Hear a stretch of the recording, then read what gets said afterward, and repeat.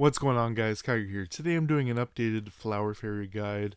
A lot of people are still confused about the upgrade system. I'm going to show you some tips and tricks with that, as well as talk about how your formation should be looking and certain fairies that should always be on your formation.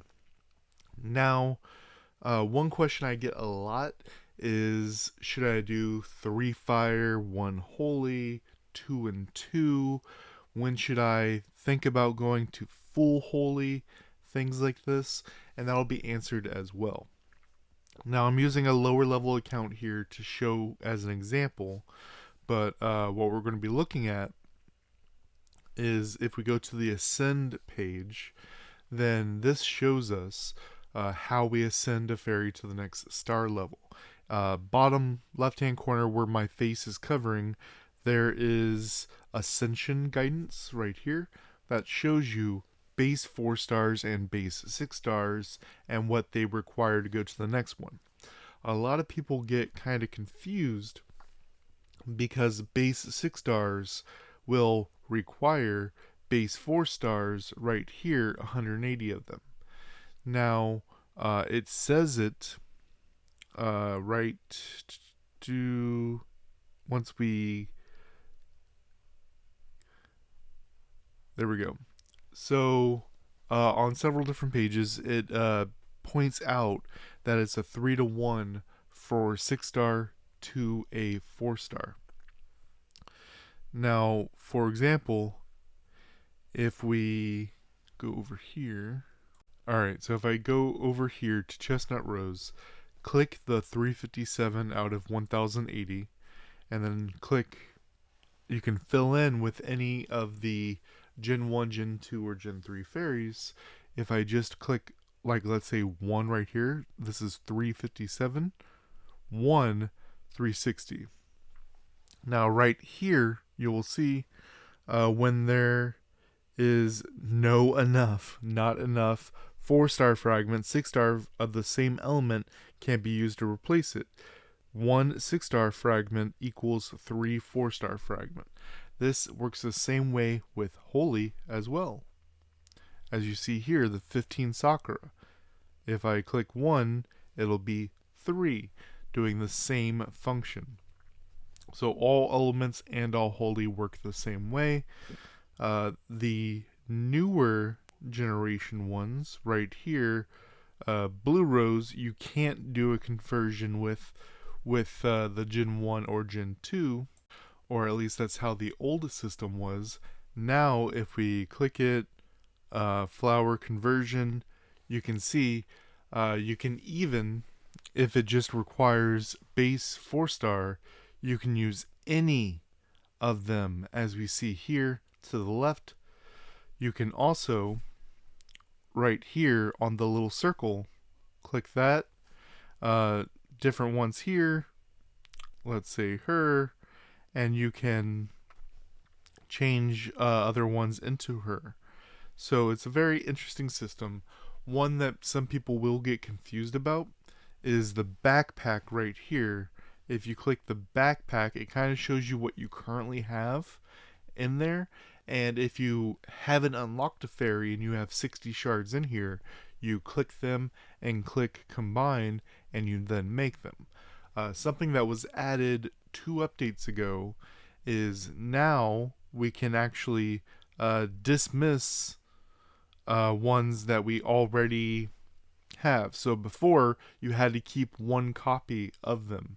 Now, as you can see, the entire top row are all ones I only have 1 copy of, and I can dismantle all of them, but it will give me 60 other shards. So if I, for example, dismantle the rows, 1 second. Alright, sorry about that. I had some empty formations, so I put random fairies in formations, and now it says, are you sure you want to dismantle your 1 rows? Yes. Bam, 60 row fragments. So if I go to Ascend, Backpack, you will see the 60 rows fragments, clicker, click Combine, bam, now I have 1 rows. So if I go back there, dismantle, you will see I have my rows back. No changes have been made. Now, on the formations, what you should be looking for is full elemental formations. So can't really see it because this account right here is too low level to show the higher levels. But if you are able to have at least 4 of the same element, plus however many on the bench, you should be doing that. The only time you're going to be swapping into Holy or thinking about a 3-1 style is never do a 2-2 style unless you're doing something specific, but that's past this guide. What you should be looking at is a 3-1 fire is pretty good. 3 fire, 1 holy, only if that holy is at least red stars. As well as you will get a decent jump because the fire here, if you have 3, will be level 2 fire. Crit rate, and block ignore, as well as the level 1 holy, which is attack, pierce, and block. The block part, block ignore. You also get that damage to all monsters, so this is actually probably the best PvE combination. Just for general PvE is 3 fire, 1 holy. And then doing any of the combinations can be good for most PvP, but when do you make that change into full holy, right? I get that question a lot. My cheat sheet tells you to focus on one element, and that is true. You really should. But when should you start thinking about making that transition to full holy? Now, you should be thinking about that transition. There we go, level 5 right there. You should be thinking about that transition once you're able to get level 5, which would be 5 holies. 4 active and 1 on the bench. And as you'll see, you go from just damage to monsters to this paragraph over here, which has several effects that you really want to take advantage of. Primarily, once they're under 50% HP, stop their dodge, reduce their movement speed, do a bunch of extra damage, reduce their recovery, and more damage dealt to them, right? All these things are things that you're going to be wanting, and from 5 to 8, it just gets bigger. So you want at least level 5 Holy Echo, and you want them to be at least red stars. Why? You'll be losing on a bunch of base stats that you'll see do ascend over here. So, for example, right here, the blue rose, her skill will increase. That's obviously another issue, but the main thing we're looking at is the base stats. So if you look at HP, attack, and defense, just from, this is at the very top, so it's a smaller amount really than the early reds HP, attack, and defense. We see here as well, there, just showing you some others as examples. And let's see, holy, bam, bam. As you see here, these low yellows are almost nothing. Using one that people will have is this Laurel stats versus something like this these twins. Massive difference in stats, especially the attack. So if you just need to put in 1 on the bench to hit that level 5, go ahead. But besides that, all the rest should be in the red stars, ideally red 3, because that will give you a boost in the skill level as well as a decent boost in stats. As far as your bench, these can all be high power fairies. Generally, it's mostly giving you attack, HP, and defense.